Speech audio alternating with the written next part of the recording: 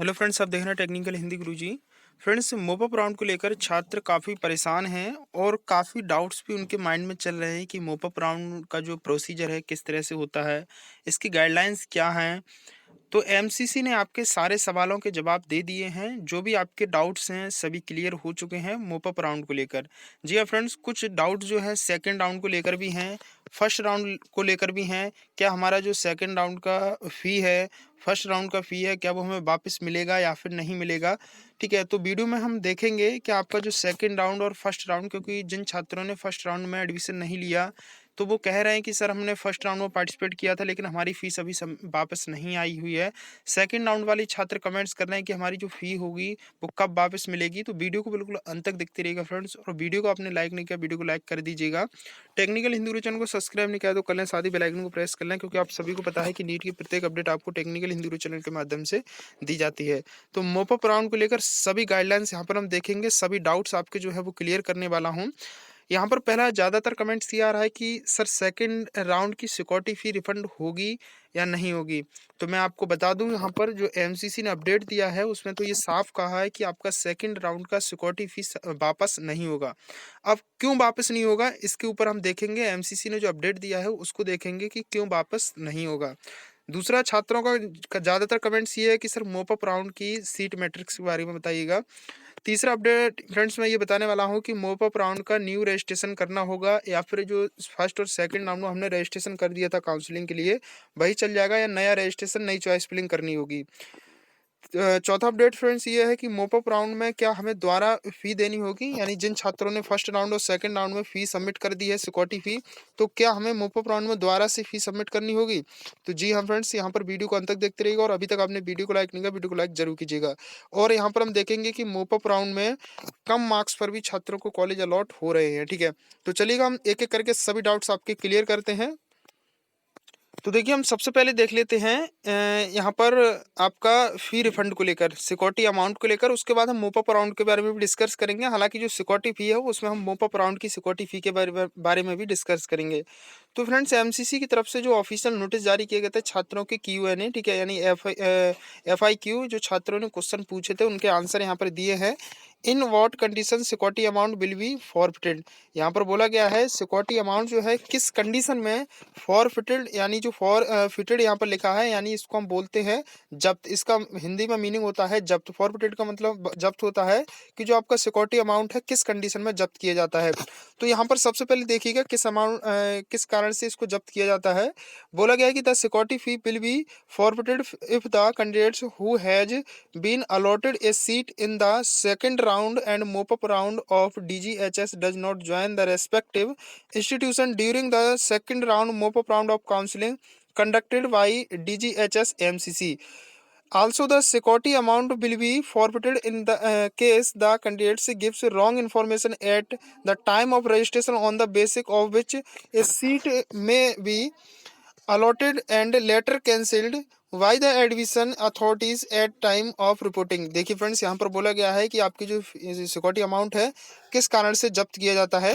देखिए फ्रेंड्स, यहाँ पर ये साफ बोला गया है कि जो आपका सेकंड राउंड और मोपअप राउंड होता है, ठीक है, सेकंड राउंड और मोपअप राउंड होता है, इसकी जब काउंसलिंग होती है, काउंसलिंग होने के बाद अगर आपको कॉलेज अलॉट हो जाता है, ठीक है, यानी कि आपका जो सेकंड राउंड है और मोपअप राउंड, ठीक है, यहाँ फर्स्ट राउंड की बात नहीं हो रही है, ध्यान रहे, फर्स्ट राउंड की बात नहीं हो रही है। सेकंड राउंड और मोपअप राउंड में अगर आपको सीट मिल जाती है, ठीक है, और आप उस सीट को ज्वाइन नहीं करते हैं, तो ऐसे में आपकी जो सिक्योरिटी फी है वो फॉरफिट कर ली जाती है। फॉरफिट का मतलब है, मैंने बता ही दिया, जब्त। आपकी जो सिक्योरिटी फी होती है वो जब्त कर ली जाती है, चाहे सिक्योरिटी फी कितनी हुई भी सही। एमबीबीएस प्राइवेट के लिए 2 लाख रुपए है शायद, और शायद बीडीएस प्राइवेट के लिए 1 लाख रुपए है। ठीक है, सेकेंड राउंड और मोपअप राउंड में अगर आपको कोई कॉलेज अलॉट हो जाता है और उसको आप ज्वाइन नहीं करते हैं, तो आपका जो सिक्योरिटी फी है वो फॉरफिट हो जाती है, नहीं आपको जब्त कर ली जाती है। इसके साथ साथ यहाँ पर यह भी बताया गया है, पहली कंडीशन तो ये रही कि आप कॉलेज में ज्वाइन नहीं करेंगे तो आपकी फीस वापस नहीं होगी। दूसरी कंडीशन ये है कि अगर आप जो है कोई भी रॉन्ग इन्फॉर्मेशन देते हैं, ठीक है। काउंसलिंग के रजिस्ट्रेशन के टाइम यहाँ बोला गया कि at the time of registration, counselling के रजिस्ट्रेशन के समय अगर आप कोई गलत इन्फॉर्मेशन देते हैं, उस केस में भी आपकी जो सिक्योरिटी फी है वो भी वापस नहीं की जाएगी, ठीक है, जैसा कि यहाँ पर बोला गया है, ठीक है। तो ये दो केस बताए गए हैं यहाँ पर। अगर इन दोनों केसों में आप जो है गलत इन्फॉर्मेशन देते हैं या सेकंड राउंड और मोपअप राउंड में सीट मिलने के बाद कॉलेज में ज्वाइन नहीं करते हैं, तो आपकी जो सिक्योरिटी फी है वो जब्त कर ली जाती है। तो ये डाउट आपका क्लियर हुआ। अब चलिएगा सेकंड डाउट की तरफ चलते हैं। उसके बाद सेकंड क्वेश्चन यहाँ पर देखिएगा, छात्रों का सेकंड डाउट है, if A candidates does not report eight allotted college during second round weather he has the register against of mop up round deemed central universities. देखिए फ्रेंड्स, यहाँ पर ये बताया गया है कि जो आपका जो सेकंड राउंड है, ठीक है, सेकंड राउंड में आप जो है कॉलेज जो अलॉट होता है उसमें रिपोर्ट नहीं करते हैं, तो क्या आप मोपअप राउंड में रजिस्टर कर सकते हैं या फिर नहीं।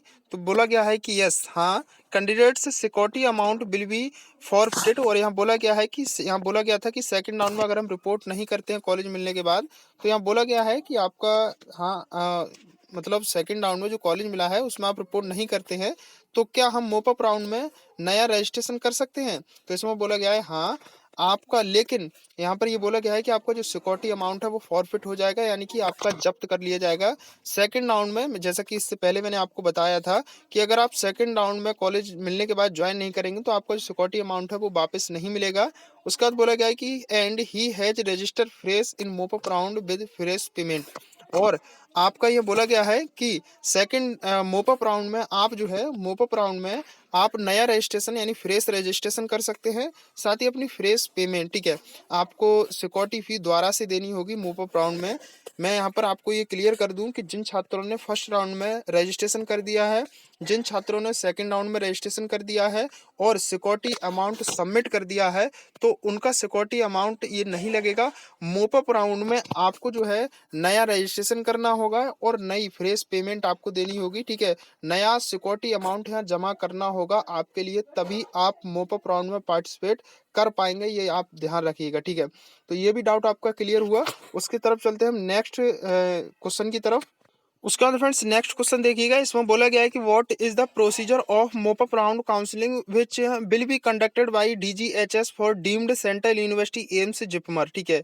यहाँ मैं बता दूं आपकी जो मोपअप राउंड होता है उसमें डीम्ड यूनिवर्सिटी पार्टिसिपेट करती है, सेंट्रल यूनिवर्सिटी पार्टिसिपेट करती है, एम्स करती है, जिपमर भी करती है। क्योंकि यहाँ पर ये बोला गया है कि जो मोपअप राउंड का प्रोसीजर भी बताया गया है, साथ ही यहाँ पूछा गया है क्या डीम्ड सेंट्रल एम्स जिपमर भी इसमें पार्टिसिपेट करती है। तो देखिए यहाँ पर बोला गया है कि the net vacant seat due to non joining non reporting of second round will be published in the seat matrix and eligible candidates have to submit fresh choice and the result will be proceed as per choice and merit. देखिए यहाँ पर बताया गया है कि जो आपकी seat matrix होती है, वैकेंट सीट जो आपकी होती हैं, वो वैकेंट सीट फ्रेंड्स कितनी रहती हैं वो सेकंड राउंड के बाद ही पता लगता है, ठीक है, सेकंड राउंड कंप्लीट होने के बाद।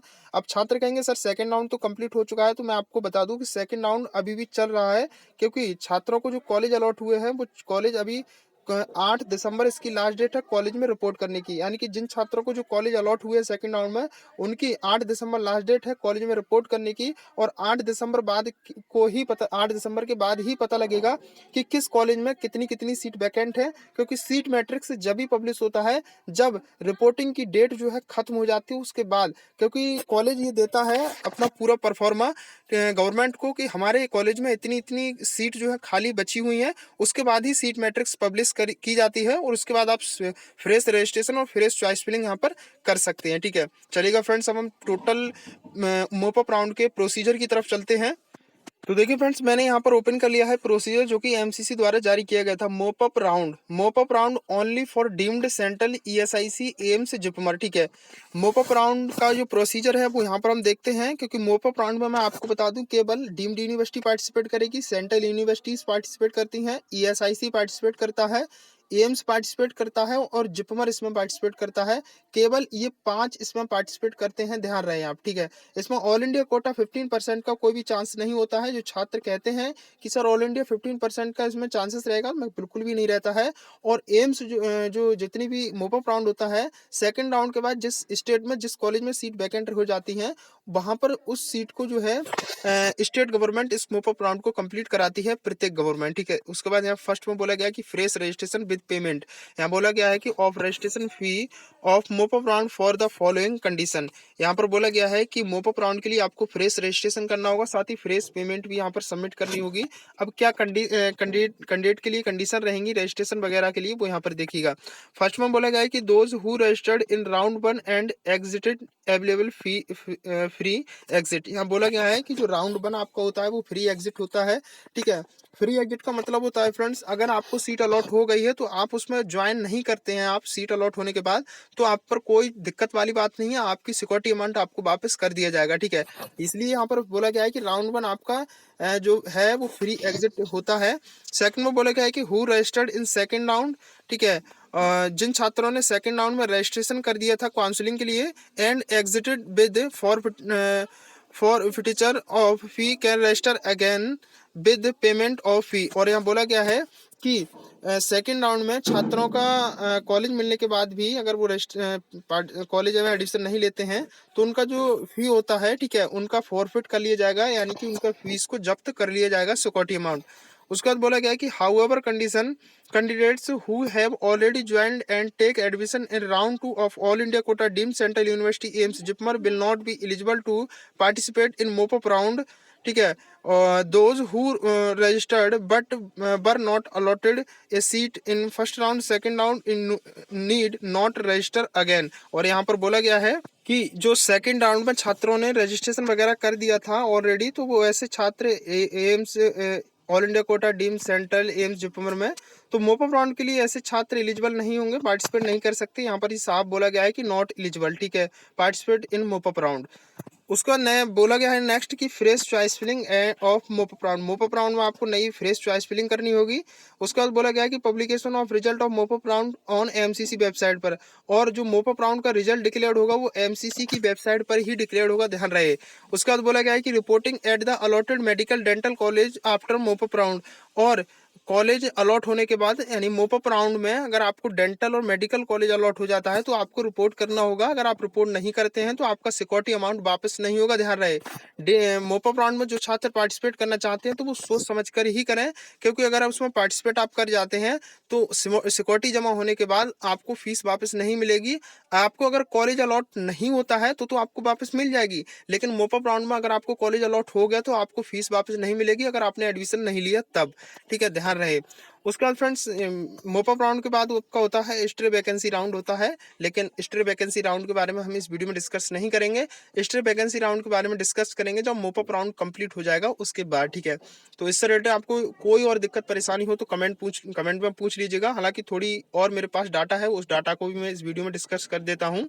यहाँ पर देखिएगा कुछ क्वेश्चन से मेरे पास लिखे हुए हैं कि who organise mop up round. Mop up round कौन ऑर्गेनाइज कराता है? तो आपकी स्टेट मेडिकल बोर्ड यूनिवर्सिटी कराती है। मैंने पहले ही बताया कि मोपअप राउंड जो है प्रत्येक स्टेट अलग अलग कराती है, लेकिन इसका प्रोसीजर सभी एमसीसी के रूल रेगुलेशन पर स्टेट को करना होता है। इसके रिजल्ट वगैरह भी एमसीसी की वेबसाइट पर ही डिक्लेयर होते हैं। उसका नेक्स्ट बोला गया है कि who is eligible for mop-up round. Mop up round के लिए कौन एलिजिबल है? तो मोपअप राउंड के लिए वही छात्र एलिजिबल है जो जिसने नीट का एग्जाम दिया है और जो क्वालिफाई छात्र रहेगा। ऐसा नहीं कि 2 नंबर आ गए नीट में तो आप मोपअप राउंड पार्टिसिपेट करेंगे, ऐसा बिल्कुल भी नहीं है, ध्यान रहे। तीसरा क्वेश्चन ये है कि mop-up round counselling round online है ऑफलाइन? तो मैं बता दूं कि मैक्सिमम सभी ऑनलाइन ही होता है, ऑफलाइन का कोई मैटर ही नहीं है इस टाइम में।